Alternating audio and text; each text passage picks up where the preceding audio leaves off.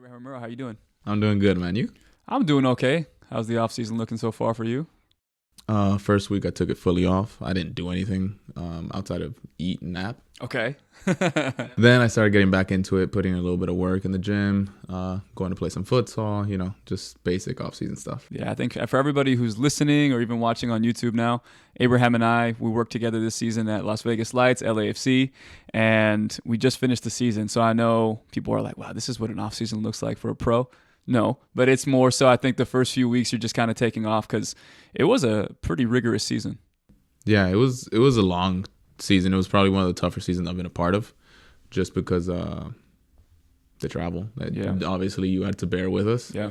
And, not having a home game all season kind of was tough. But, yeah, we just finished. And like you said, after the season ends, you just want to take some time to yourself, kind of just reconnect with the family, touch base and just slow down a little bit. I think people who, again, are very unfamiliar with the Las Vegas Lights situation with LAFC, we have a partnership with them. And the idea was all the personnel, the players and everything, they live in LA. Everything's handled through here. So, you're from LA, so that's probably a good situation. But for us, we'd have to travel the day before a game, so Friday. We bus 4 hours to Vegas. We chill for a few minutes in the team room, and then from there we go to training. After that, we have dinner as a team. Everyone has their nightcap, do whatever they need to do.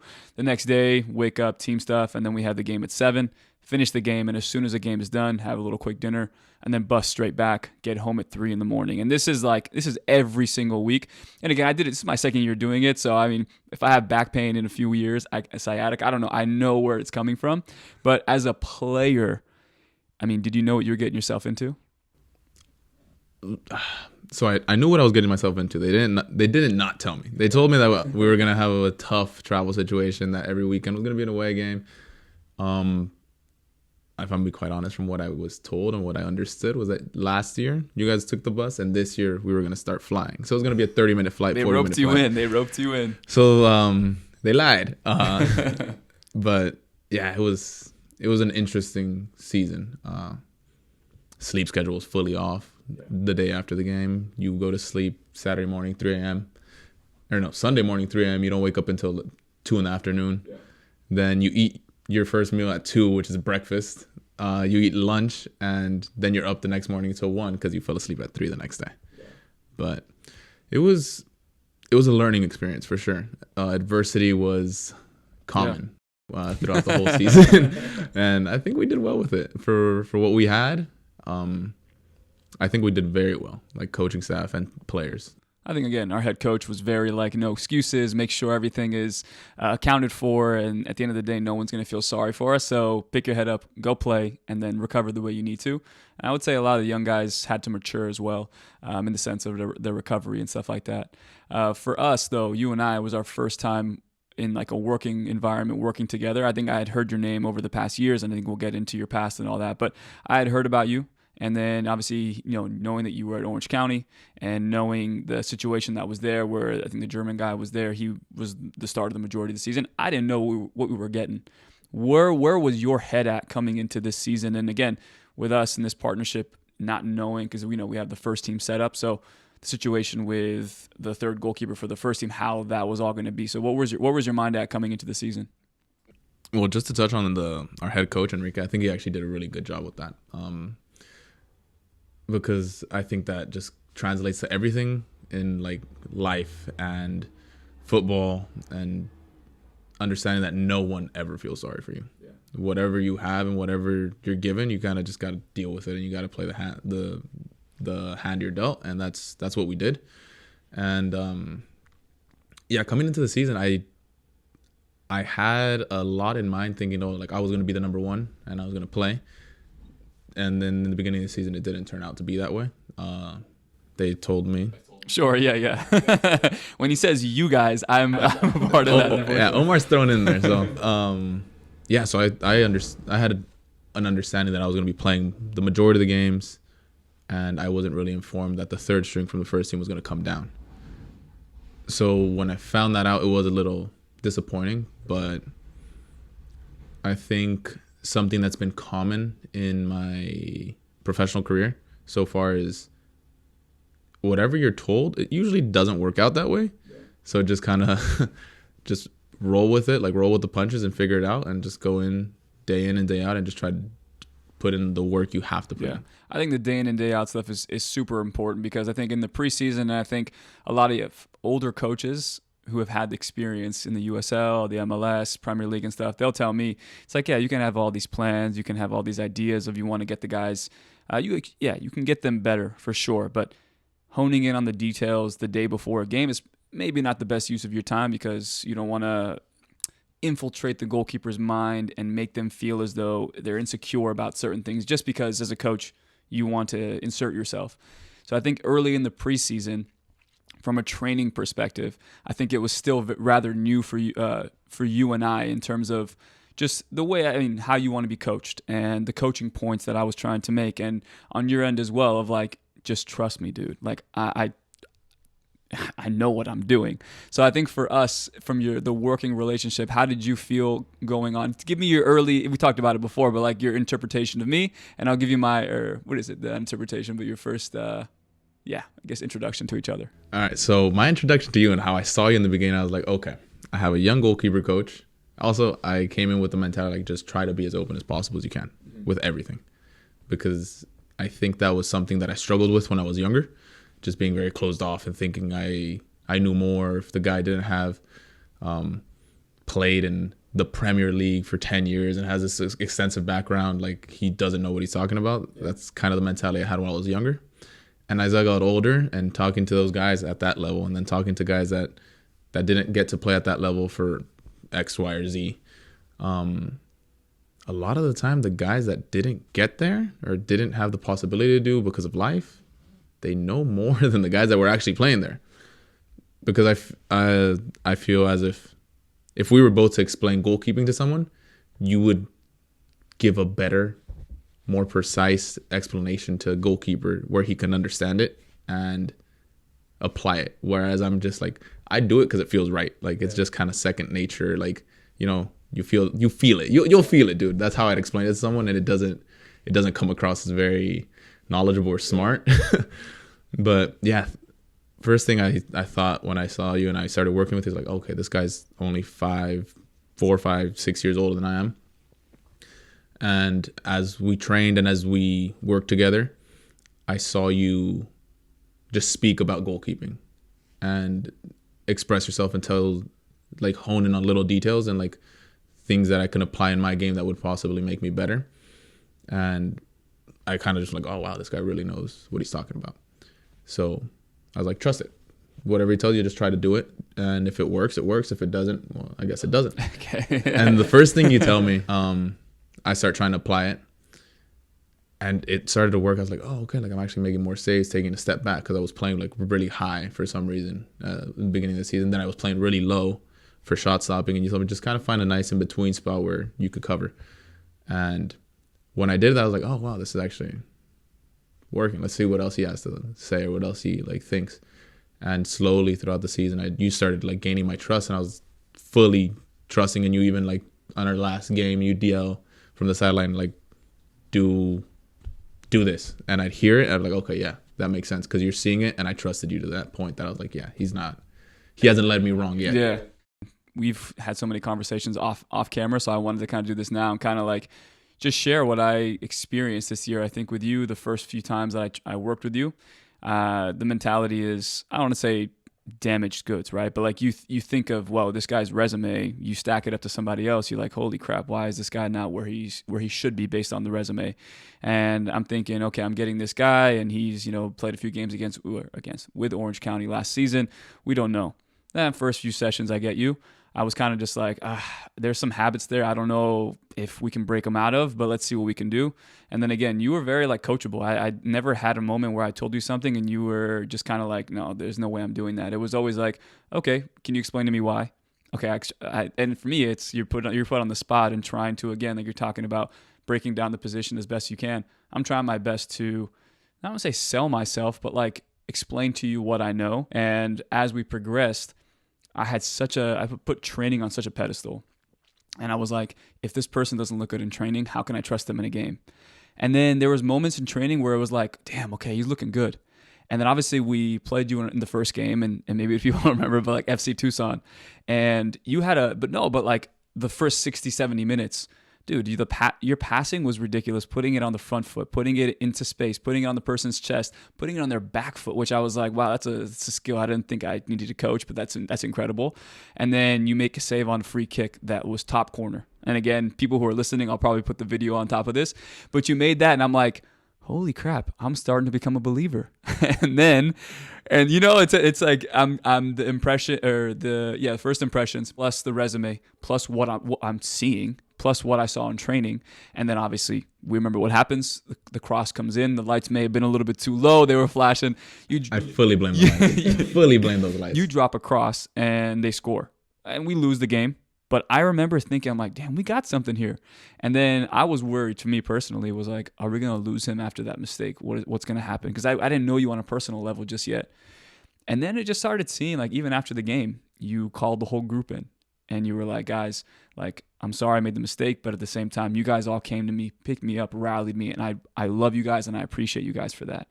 And I remember going, damn, okay, not only is he aware of what his skill set is on the field, but off the field as well. I think for you, one of the things we talk about is like you want to be a leader, not just on the field, but off the field as well. So those moments to me, I was like, wow, okay, there's something here that on the personality side. And so I think that to me, it was an early sign that like we can trust this guy. And then, yeah, I mean, you hit your bonus for shutouts this season. So you played 21 games, and obviously that was the first game you played. It kind of catapulted you into that situation. And back to the situation with LAFC and our partnership with them, we needed to make those decisions. And we early on said, look, Abraham, we don't know what was promised to you, but this is the situation at hand. You guys will have your bulk of games, and then after those games, we'll decide. So for you, based on with, say with Tomas, 3 games for him, then 3 games for you, then it was kind of just back and forth. So coming in where you were and with the mentality of like, I got to prove myself. I got to start, creating some separation. How do you balance, I need to create separation, but I also can't lose my identity? I've always been very big, and I think most goalkeepers and most people I think most goalkeepers that I've met are like very big on their identity and what they bring to the table and their style. Mm-hmm. And I think how I went about it was, for example, that thing that we're always talking about, like shifting my body behind the ball that I struggle with. I knew I wasn't going to be better in the short period of time that I had, which was a season, at something that I know Tomas was fully better than him yet. But I did know that I know where my strengths lie, and that being distribution and feet, like playing out of the back, cross-taking. I think I am a decent shot stopper. I tried to put separation within what I'm good at. So if I'm good with my feet and I know I could hold my own against anyone, then I'm going to put as much attention on that and make it known that that's what I can bring to the table. And that is, you're going to get that every single time. Maybe the cross-taking might not be on one day. Yeah. Tucson. Maybe the cross-taking might not be on. Maybe the shot stopping might be a little, below average. Maybe the legs are heavy. I can't get there or something. But the feet are always going to be there. And I will always be able to create a threat with my feet. I will always be able to get us out of a situation with my feet. And with Tomas, I think we were both very even. I think he holds some things over me that are better. He's better than me at. And I think I hold some things that I might be better than him at. But again, that's opinion. Something I try to do is, if someone's that close to me in level, because I feel like we were very equal in that. Sure.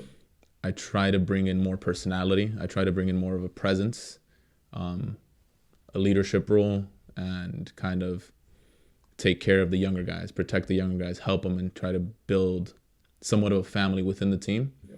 And where they look at me and they say, oh yeah, that guy, we could trust him. That guy is an old head almost. So you gain a little at 24, which is crazy. I feel old, man. I feel so old. I think that, you make a good point. I think that's where a lot of people can kind of get lost in a goalkeeper, competition. Where do I see myself creating separation? Whether it's your own personal preference of how you see yourself playing and your identity as a player, but also what the team needs. I think trying to balance those two of, the team maybe doesn't need somebody to be an incredible cross taker, but I am. but at the same time, I can't try and force to show that. And I've told a story before on a podcast that I did of when I was younger, trying to get scouted by UCLA, Stanford, and all that. We had our academy showcase. Coaches came to watch, and I told myself, I need to be a hero today. I need to come out for every ball. I need to show that I have these skill sets that they've scouted about me. And the game didn't offer that. Like, the game didn't ask me to come out for crosses, but I did. I looked like a fool. But again, that's the idea of, right, of like playing within your own strengths, but at the same time coupling what the team needs and then saying, okay, I can insert my strength here. I can insert my strength there. And again, we had center backs this season where, Lada, for example, playing on his left foot, playing on the left side is difficult. So you being that outlet, and we discussed it later in the season about like, there were some games where I couldn't believe what I was seeing. I was like, these passes are incredible. I mean, I can't even coach this. I'm not going to take credit for it. But there were moments where you were, I think, forcing the issue. And I think that was where you have a strength and we've seen how good it is for the team, but then you were trying to force it. So like in that situation, were you aware of like, man, I'm trying to do too much? In those games, because I remember it was in between breaks or in between, I played a few games and I got pulled and then I came back. I know a lot of goalkeepers understand this, is when you're on a streak, and we had just came off of a streak that we had won a lot of games. We had beaten San Diego. We had beaten like Phoenix, OC. We were like on a good run. We had 4 wins, and I get pulled. I feel like it affects rhythm. And for goalkeepers, just I think being in rhythm is one of the most important things, and just having consistent minutes. And I think that match, or those couple matches, I knew I was forcing it because I felt like I had been gone so long that I had to re-show what I was capable of. And even though I was aware of it, I still was like, nope, keep trying it. And I was just being a little stubborn until you pulled me off to the side. I think the second game, and you're like, dude, relax, just play how you know how to play. Do what you can do, and don't try to be the hero. Like, we already know what you offer. And that kind of just settled me. I was like, oh, okay, I don't have to reprove that I'm good. I think that's a difficult part of goalkeeping in general, in any position, I think, in any sport. As soon as you hold yourself to a certain standard and you try to, if you like fall off that standard, or you get a situation where you're rotating games, you want to showcase why you should not have been pulled, if that's the right phrase. But it's like you always want to show the coach within like a play or two of like, this is what I can do. I'm just here to remind you of what we can do. But it's almost like it can backfire. Because again, in situations of like, you were doing it so naturally and it came to you so naturally because you had a good string of games and there's momentum there. And then as soon as you don't have that momentum, you want to get back to that feeling of the high. And it's so hard to resist the temptation of doing it, I think. Yeah, it's really difficult. And I think that comes with years and maturity and games. And I think that's something that I kind of learned this year, because even this last, during the off season, the little friendlies that we had against Galaxy. Oh, yeah. I was more nervous for those games. And I was playing with guys that were way younger than me. They were like 19-year-old, 20-year-old kids. And playing with them, I was a lot more nervous than I was for like USL games, because I felt the need to be better. Yeah. Because there's an expectation. There's an expectation like, okay, these guys are young. You can't mess up. You're older. You have to show that you're better. Yeah. And by not trying to show that you're better and just doing what you have to do, you show why you're at the level you are at. It comes more natural. Yeah. So I think I learned that this year. Well, before you had, I guess, all this perspective, and I'd say you're 24, but just having good conversations with you and even seeing you in the low moments of either we're pulling you and you're not playing for a few games, you're on the bus and you're having to travel to games you're not going to play. Even the days where we spend a lot of time in Vegas and we have training sessions, and like the day off, you're coming to me and saying, look, dude, I need to work. Like, I need to get training in so I'm fit, so that I see my game in a few weeks or in a week or two and I'm ready to go. And I always felt like you never took a day off, and maybe better for worse for your body, because sometimes I think we need some time off, but I think you never took a day off. There was all that, I guess, there was pressure for you to wanting to perform and wanting to stay fit. And you have that, I think, old head mentality of like, I've seen what can happen if I take my foot off the gas. But so I guess before all of this maturity, all of this perspective, all of this self-awareness, you were a young goalkeeper, grew up here in Pasadena, and then you played for the Galaxy Academy. Ruben is your goalkeeper coach? Ruben Messina. Yeah, Shout out to Ruben, him. what did he open your eyes to in terms of goalkeeping at a young age that you said, wow, okay, like I see a future in this? Yeah, I started training with Ruben when I was like 8. The first time I ever trained with him, I was at Pasadena High School, the brand new turf field. I had just started being a goalkeeper, and my dad takes me with him, and they're like, oh, there's this goalkeeper coach. They say he's really good. He's crazy. And it's pouring rain, just pouring rain. Like, I'm getting soaked, like, and I start diving off of a box and jumping, like, to take a cross off of a box, and I'm getting worked like I've never been worked in my life. And I hated it. I absolutely hated it. I told my dad when I got home, like, I don't want to go back. Like, that sucked. That was the hardest thing that I've ever had to do in my life. And he's like, okay, cool. We're going back tomorrow. And I just kept going back with him and working. And something that he opened my eyes to, I think, was it doesn't always have to be pretty as long as you save it. As long as you make the save, as long as it doesn't get in the back of the net, as long as you do your job, which is don't get scored on, you're solid. Yeah. And he also reminds me of, have you ever heard of the story of Mike Tyson? When Mike Tyson's coach was... Talk to me. Tell me. He would tell him, like, as he was fighting, like, oh, you're the best. Like, you're the most handsome. You're the greatest of all time. You hit like a machine. Like, all these things. He was very much like that. So he would build up his goalkeepers. And even if you didn't have, for example, the technical ability or even the physical ability, you have this crazy confidence that gave you kind of like a pep in your step. A little arrogance, yeah. A little arrogance. And you'd go to the field, and that presence, like, it does a lot. Like, it affects forwards to see a guy that confident, even if, and they've never seen you. They don't know who you are. They don't know if you're good or not. But if you come in with this presence to a game and you make one good save and then you get huge from that, it affects. And I think the personality side, I think a lot of it was how I was raised by my dad and how I was brought up by him, because the things he would yell at me at the age of 8 was insane. But still a great family friend, still have dinner with him from time to time. Like, I see him on the holidays, like, great guy. Well, it seems like your dad obviously saw something that maybe he couldn't do for you, in the sense of what Ruben can do for you, and that whether that's positive feedback, constructive criticism, but also too, it's kind of tough when I had my dad as a coach at some points, and I was just like, dude, that's enough. Like, I don't want to have you here. I don't want to have you at the games, because I know for a fact I'm not playing off instinct. I'm playing off fear. And I think having a goalkeeper coach or someone who can influence and be that father figure, in a sense, to take that responsibility away from your dad at a young age as a player. But it's important to have that father figure, that voice that is I think what we're all trying to accomplish as coaches these days. But then you go from there and you stay with the Galaxy. But then at what point with the U.S. national team and the Mexican national teams, are you realizing, man, okay, I'm starting to have an idea that maybe I'm pretty good at this?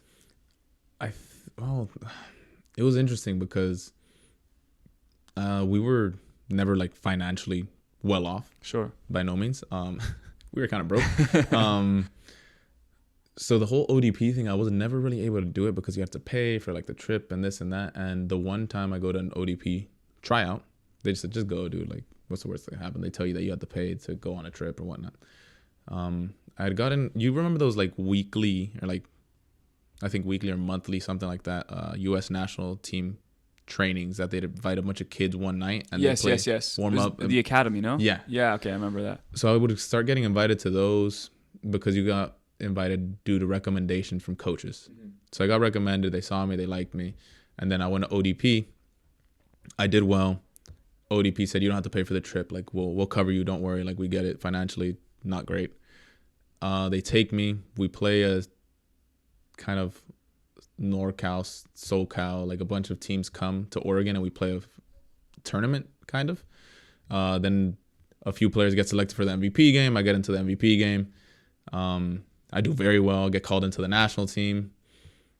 And then it slowly starts to progress. And I'm like, wow, like I knew I always wanted to be a pro, but I didn't know that I was actually going to be capable of being like going far in this. And that's when I kind of bought into it. And I started like putting a little more professionalism at the age around like 12, 13, I think. Wow.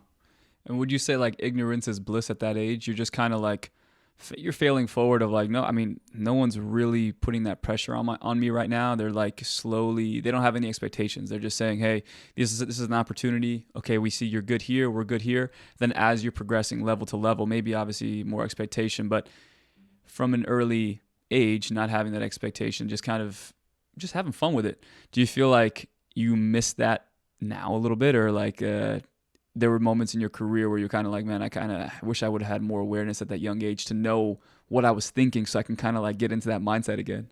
I actually think ignorance is, like you said, ignorance is bliss. It's probably the best thing you can have as an athlete, because the world can add all the pressure they want to you, but if you aren't aware of the pressure, there's no real pressure to have. There's no expectations to be upheld.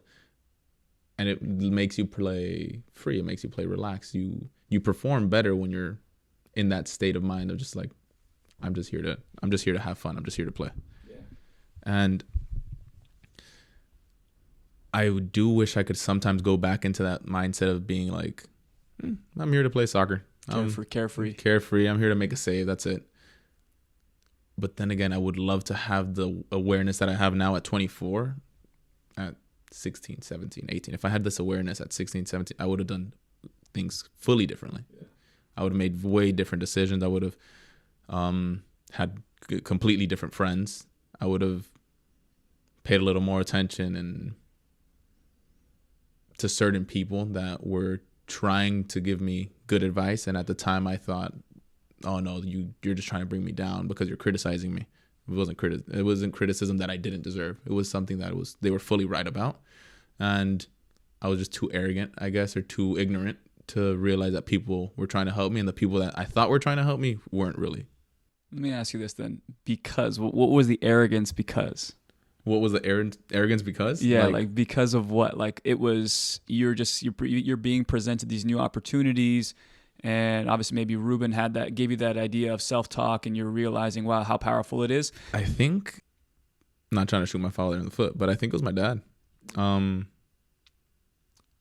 As soon as my dad saw that I was able to go like to a pretty high level, and he saw that I was good, he started... There was a change.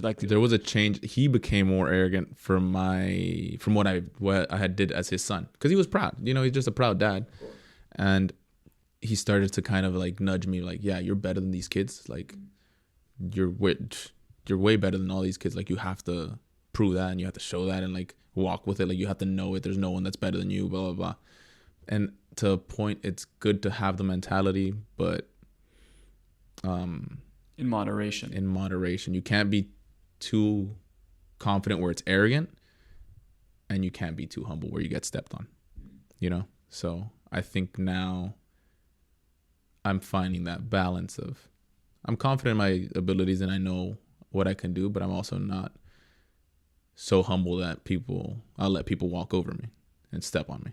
Yeah, I think that, again, having the lessons you have now, I guess that's the beauty of life, is that you can't really go back and change anything. And at the same time, too, more experience you have in life, it offers more perspective on maybe, my father's intentions may have been good. However, he didn't know how to help me navigate there's layers to being arrogant. There's layers to being confident. There's layers to having that in your personality.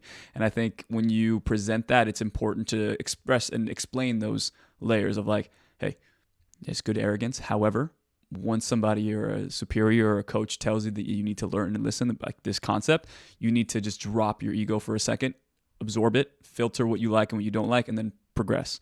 And I think that's where, again, from the coaching side of things, we tried, at least for me, it's like I tried to make sure that the goalkeepers understand of like, I'm not trying to take your arrogance away. I'm not trying to take your cockiness. I want somebody who's going to strut around the field, and I know he just made a mistake or he just made a bad pass, and I know for a fact he thinks it doesn't stink.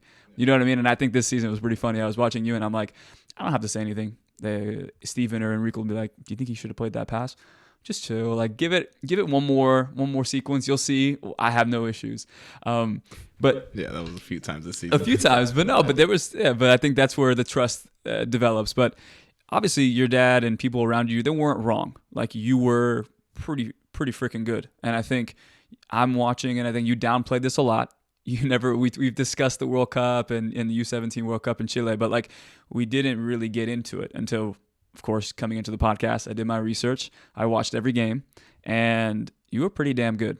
And I think that, again, you downplayed it, but there were moments in that I was like, holy crap, the same passion that I see when you win a small-sided game, soccer, tennis at the facility, or the emotions you have for, we beat Sac Republic in the 94th minute, you have an incredible save, or San Diego Loyal, 94th minute, you have an incredible save. 6 points right there, and I see that same passion at 17, you making a big save or coming out for a cross in the game. And before actually we get into the World Cup, I want to show you a quick video, and people who are watching, you guys will be able to see this in post. What is young Abraham thinking in this moment right here? Wow, what game was that? This is late. That was the Belgium game. Yeah, the Belgium game. They didn't show too many of the early national anthems, but what does this video take you back to? Like, now you're seeing it and yeah, man. Looking back at it now, that game in particular, I remember that national anthem very clearly because we had just lost to Nigeria in semis. The whole team, we were just distraught. We were all just in pain. We were sad. We thought we were going to get to the final. We thought we were the best team in the tournament, and then we came up short to Nigeria, who ended up winning it. But I remember that, and in my head, I kept repeating, like, I just want to go home with a medal. I just want to go home with a medal. I just want to go home with a medal. And we end up losing to Belgium, 3-2. And I actually remember calling my mom and like apologizing for not bringing a medal home. Wow. That one hurt, yeah. Those are always good memories. They're good memories. Sometimes they hurt a little bit. And there's actually a song that at the end of the tournament, we lose 3-2. We're going home, and they play Stole the Show. Oh, wow, Kygo, Stole the Show. Even if you listen to the lyrics, like I still listen to it now, and it still makes me like emotional because it says, like, at least we stole the show, or at least we stole the show in the sense of I thought I had a good tournament. I thought I'd like stole the show in the sense of that I had done my part. I had done as best as I could, and I put on a good performance. Yeah. And yeah, that tournament was, and I don't try to downplay the tournament. I think I did fairly well, but it's also, to me, I don't like to talk about the World Cups that I played, mostly because I do feel like I fell off since then. I was this prodigy and this and that. And glory days. And some people, and life kind of just beats you down, and you kind of just hit rock bottom at some point. And at 17, if you're getting beat down by grown adults and directors and head coaches and whatnot, it affects you, especially living alone in a different country. It's a lot to take, and it does sometimes make me sad because I think if I would have just had someone there, someone like you, or someone that, was a little bit more knowledgeable in the personal aspect, to just wrap their arm around me, like, hey man, look, this is what's going on. Like, just don't worry. Like, just keep working, keep your head down. Like, it's all gonna be okay. Yeah. And kind of just settling me down. I think I wouldn't have fallen off so far to the point that I was a second string, for example, at Orange County, or prior to that at Galaxy 2, and getting cut from there and telling me like, oh yeah, we're not interested in you anymore. And I wouldn't have had to like build myself up. I think I would have had a more direct line to where I would have liked to go, which is Europe, which I still hope I go there someday. Yeah. But I'm very grateful for those moments. I'm grateful for that adversity, because I think today you could throw anything you want at me and I'll be fine. You could throw coaches trying to break me mentally and directors trying to blame everything on you and whatnot. And I think I'd be able to hold my own fine. Yeah, I think it's important to look at the past a little bit, to recognize kind of what you've been through. I'm not speaking for you, but for myself included. I think anybody is just like, you look at your past and you say, wow, like kind of sometimes if you can get to a point where you're laughing at yourself a little bit, you're like, man, I can't believe that that's what I thought was the right thing to do or the right thing to say, or I can't believe that was how I used to play. And you look at those things, and I think it offers an opportunity to see how far you've come in life. And I think like you were saying, changing your attitude and maturing on certain aspects of, okay, I can compartmentalize pretty well. You can say whatever you want to me. At the end of the day, I know the work that I put in. I know what I've been through. I know the work it's taken me to dig myself out of that hole. And I think it's super important to reflect on it in that sense. For you, after that World Cup, we won't discuss obviously, again, you played really well, and there's a lot of opportunities that come with that. And I think you're saying, it's like I'm showcasing myself as a player, as a person, to show teams, like, this is a dress rehearsal. Like, I'm ready to be a sponsored athlete, or I'm ready to play for your team. So I know you went to Mallorca, you went to Porto too. And then what were those experiences like? I think we've discussed Porto and all that, but like, there was an opportunity for you to sign there, no? Yeah. I think I was also very mismanaged at that age. I had an agent. I think he made very poor decisions without consulting with me or my family, because after that U17 World Cup, I had an invitation, or Barcelona reached out and said, like, we're interested in him coming on trial. Wow. Just for them to like consider me on trial at that age for like the U18s, U17s, whatever it would have been. I think it's a huge, like, I don't know, vote of confidence that you're being seen. It's like it puts a lot of, I guess, importance to your name and your status with other teams. If Barcelona is like, oh yeah, like, bring him in right after World Cup 17, like, bring him on trial, let's see what he has, like, let's see him closer. He said no. He just straight up told him flat out no, like, he's not gonna go.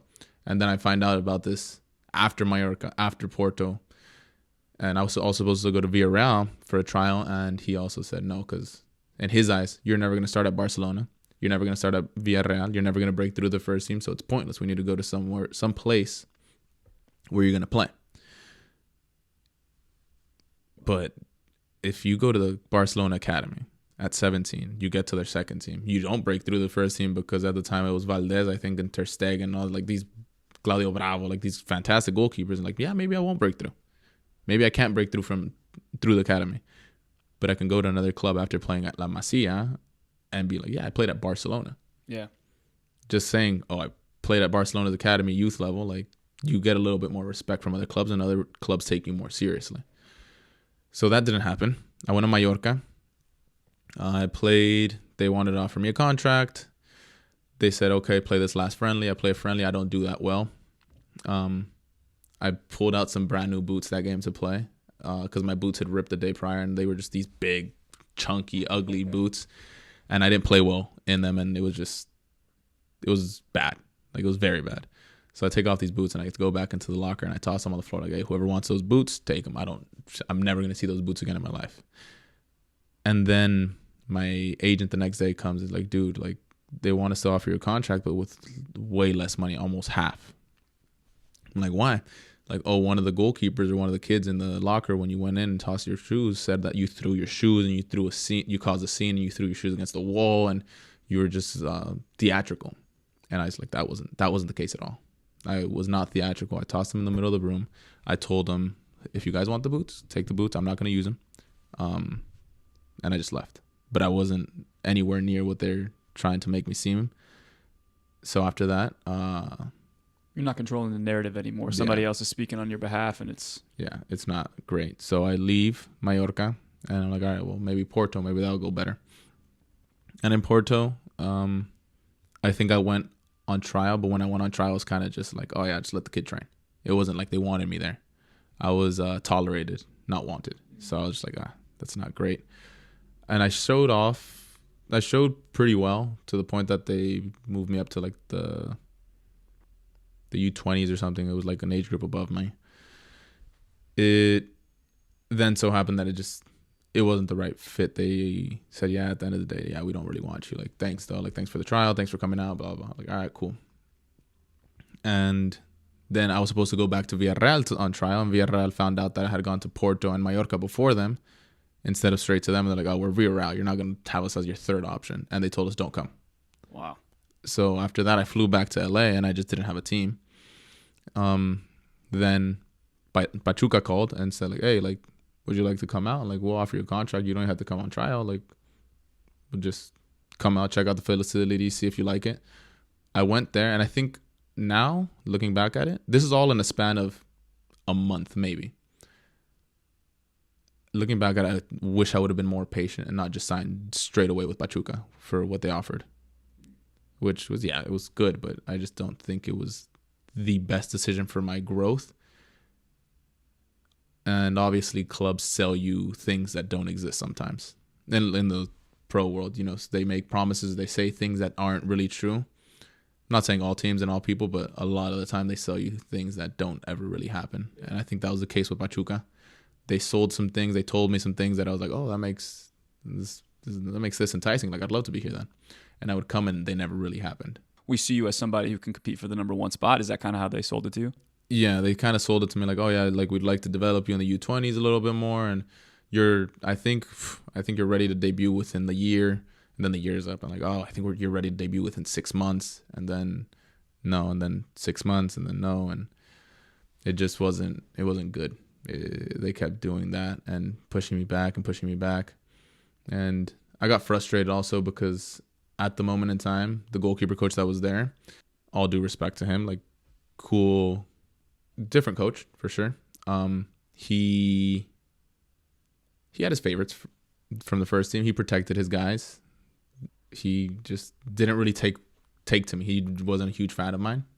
I don't know what it was. Maybe I just wasn't that good of a goalkeeper in his eyes, and I respect that. But yeah, I could never really break through as like a number 2 or a number 1 or even get an opportunity to play. And I don't know if he had anything to do with it.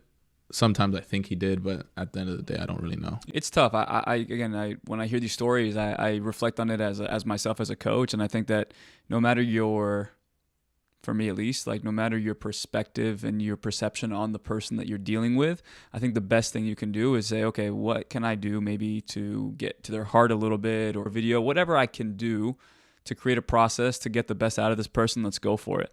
But I can imagine at your age, you're being signed to a top club in Mexico. I would say they're one of the top clubs, and you're not naive, but you're a young kid coming in, and you kind of need somebody to kind of say, look, this is where you are in your career, and I'm going to take you to this next step. But if somebody's already counting you out, it's a tough pill to swallow, and you're not dumb. No matter how young you are, body language, human behavior, you have a good sense of if you're wanted or not. Yeah. So like, how are you able to kind of like recognize and become aware of that mental aspect and realize, okay, I need to kind of start developing ways to combat this, or to find ways not to feel so lonely or not loved, I guess? I think a big thing with that was I started reading more. I started trying to find out who I was more as a man, and like what my morals were and what I stood for.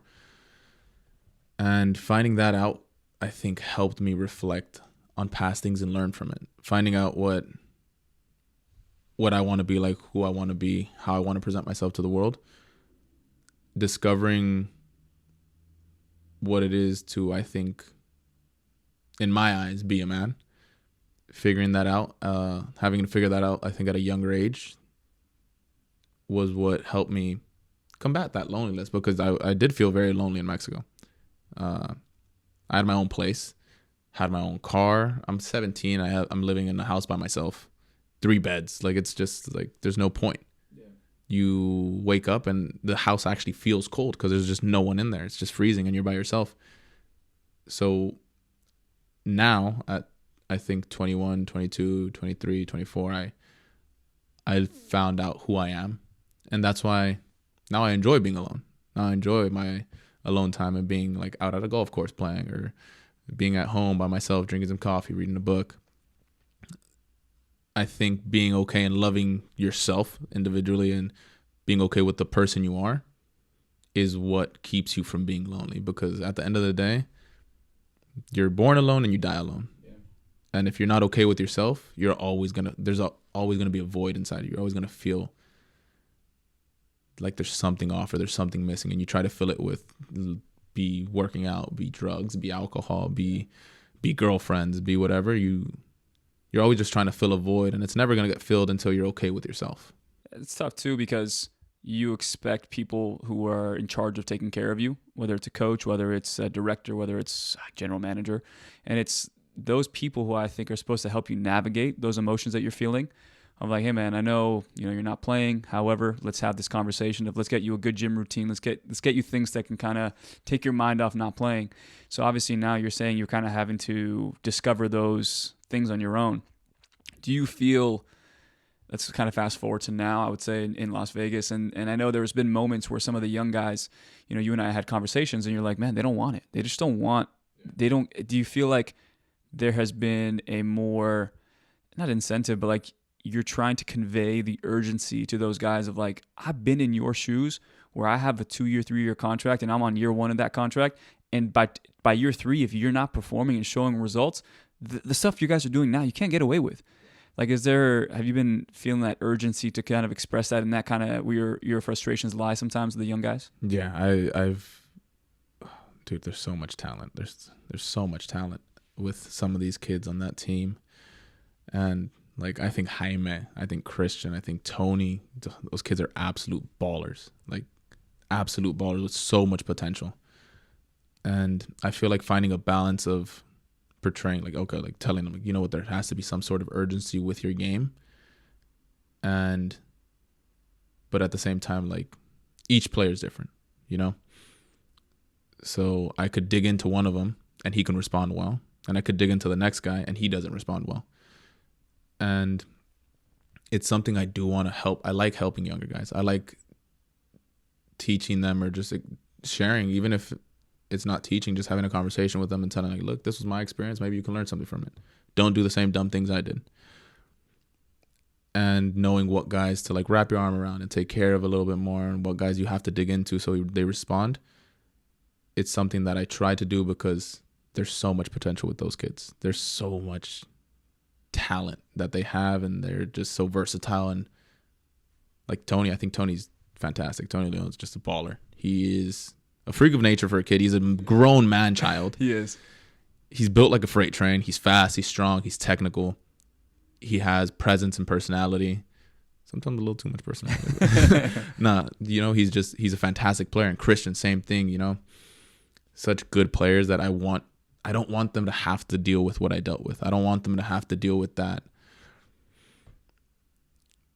those mistakes that I did when, I don't know, disagreeing with a coach or, pick and choose your battles with who you have them and when you have them, because sometimes timing's everything. If you have a fight with, I don't know, a coach the day before a big game and blah, blah, blah, and he can set you up to fail, especially like, as a goalkeeper, you could get set up to fail by coaches. And I know plenty of coaches that do that on purpose. They'll like, oh, you know what? Let's throw this guy in, but let's also throw in this guy that, they just don't understand each other. They don't play very well together. Yeah. Now it's pretty obvious when like, oh, wow, you're putting you with that roster? Shit. Okay. Like, okay. That's an interesting roster pick, but I respect it. And just trying to not put yourself in bad situations with people that have control of your future, really. Because at the end of the day, I'm just a worker for a team. At the end of the day, same job as the cook, same job as the guy that cleans the floor, same job as the strength and conditioning coach. We're all just working for someone who has potentially control over your future and how it pans out. Do you have any recollection of like a specific story or a specific experience that you had with a coach or a director with somebody when you were just like in the moment you felt I'm right, like 100%, like you're completely wrong, and then like having time to reflect and maybe some of the lessons you learned from the books that you're reading of like, oh boy, I completely misread that situation. I spoke out of turn. Like, is there anyone that kind of like you go, damn, if I would have done that differently, my life would be different now? Yeah, 100%. One of the funnier ones that ended up happening to me is the contadora. So the contadora is the lady that would give us our money. She would like sign our checks and hand them to us, and then she was in charge of all that when I was playing in Mexico. And she was always a grouchy old lady, just grouchy old Mexican woman, short, like with the glasses, kind of looked like a pit bull. I always knew she was mean. One day I come in and I'm like, I'm about to get my check. And I'm waiting there. And some little 15-year-old, U15, U14 kid comes in. And at this time I'm playing with the 20s. I'm only 18, but like I'm with the 20s. And I think I had just gotten signed to the first team and I was playing with the 20s, but the little U15 kid comes in and he drops something and this lady starts just digging into him and yelling and like absolutely obliterating him. I'm like, hey, like relax, like chill, like, and I tell her relax. And I say it in English and she's like, oh, what do you think? She says this in Spanish, like, oh, do you think we're not prepared people here? You don't think we speak Spanish? You don't think we speak English? Well, yes, we speak English here, okay? So you relax. And I was like, hey, like he's a kid. Like you don't have to yell at him. Just like chill. It's like, no, you chill. And I was like, man. And I yell at this lady. I'm like, man, you're like, I'm not going to deal with you, you crazy old lady. And I walk out. I don't even get my check. And then the next morning I get called in to the GM, I think. And he's like, hey, Abraham, we heard what you did. Like, you can't be doing that, man. I'm sorry. We're going to have to punish you. We're taking your month's pay. So they fined me a full month for yelling at, it wasn't even yelling. I just kind of raised my voice at her and telling her like, off. And I think I picked the fight when I didn't have to pick a fight.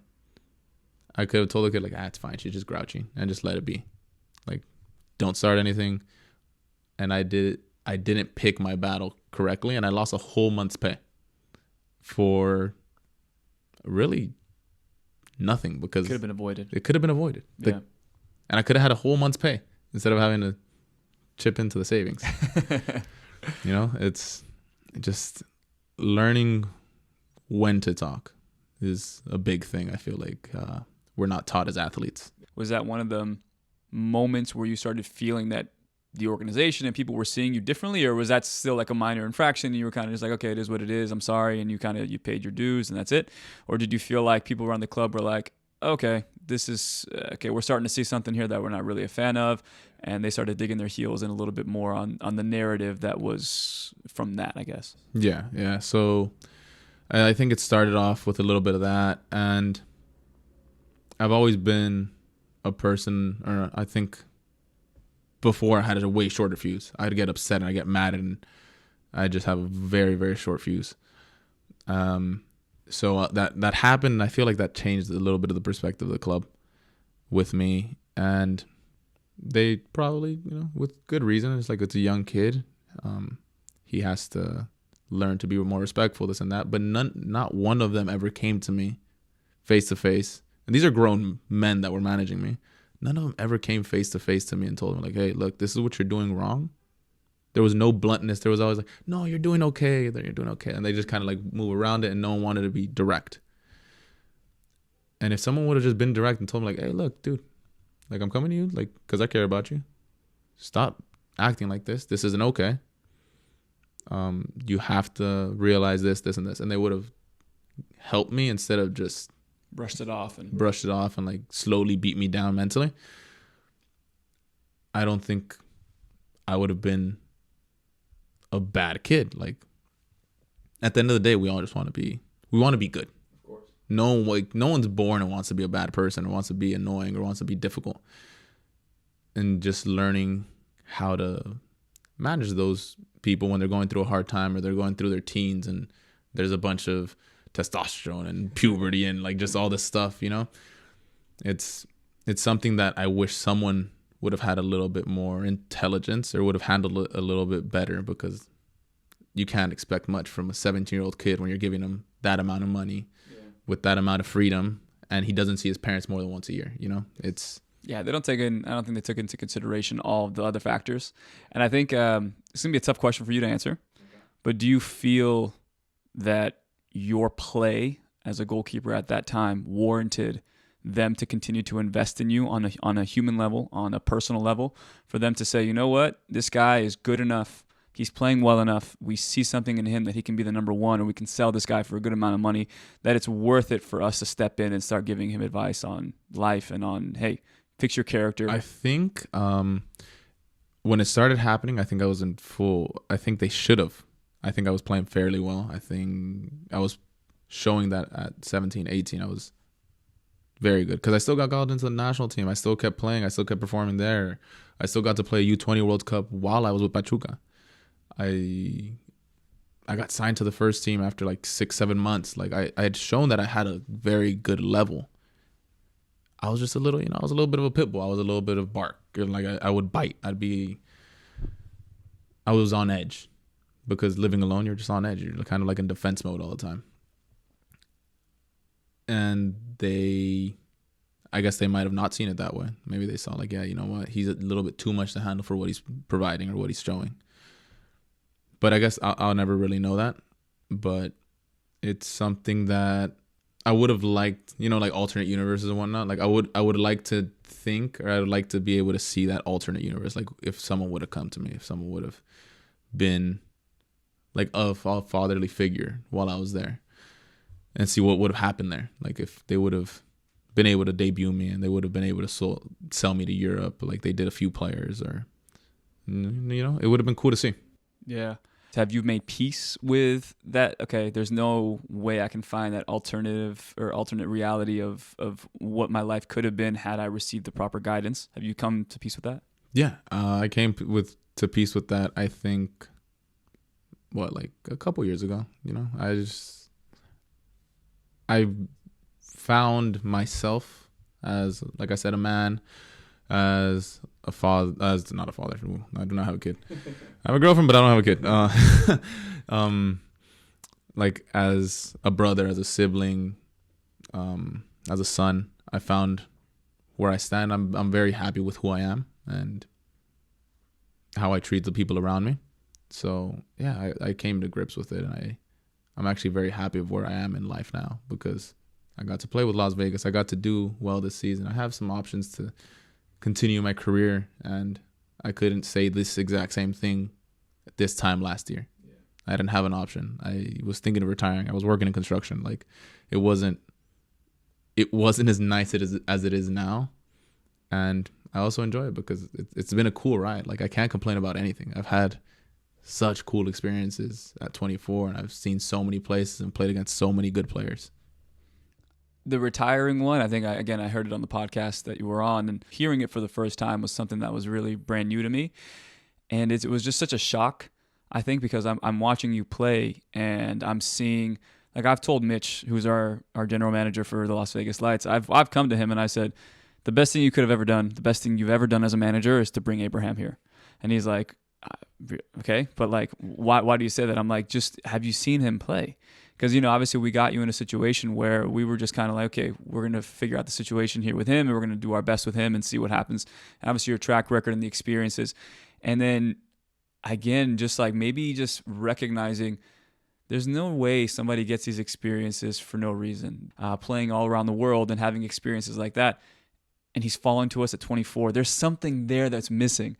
And then hearing the retiring part and then like seeing you play and everything all kind of coming together, like there's actually something here. All he needs is a little bit of love and support. For me as a coach, it's like how I like to be coached was if instinct is where people play their best football, can we give that player the leverage and the instinct and that freedom to play without them having those 2 or 3 games or a full season under their belt to gain that confidence, if that makes sense.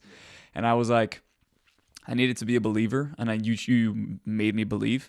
But then as I started watching you play, I was like, holy crap, we got so lucky that this dude is playing for us and giving us what we need as a goalkeeper, but as a leader. Our young guys, man, like I know we had some guys even with the first team, they would go and do all that stuff. But when they came to us, somebody to bring them in, like a Tony, for example, when you're a center back, so you have a little bit more vested in someone like that because you play a goal kick and he's directly going to screw you over. He can help you out. Yeah. So I think even that aspect, I was so surprised. I'm like, wow, not only is he a good player, but also too, as a teammate, these young guys can have someone to lean on. And again, hearing your story now, it's making a lot of sense as to the perspective that you can offer. Just seeing it, that was great. But I want to get to this quote very quick. And I think, again, based off of now knowing you were going to retire, now knowing that you went to Hype Academy, they had a trial, right?